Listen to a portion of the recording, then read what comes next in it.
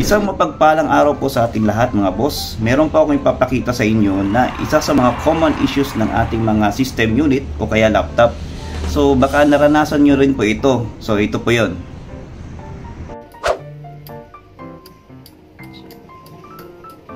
So totally wala power yun.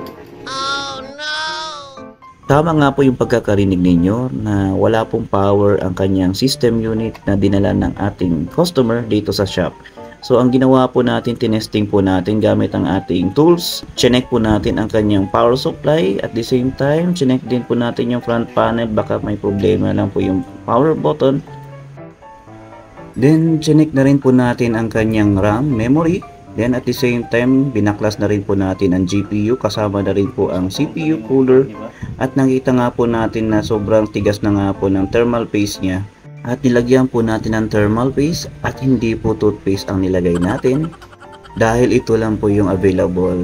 Then ang nakikita po ninyo ngayon yung heatsink fan. Dinahan-dahan po natin ibalik yan dahil hindi po basta-basta ang paglalagay nito, baka mabali po yung bracket. Then nilinisan na rin po natin yung memory before po natin ibalik. Ang ginamit lang po natin yung eraser.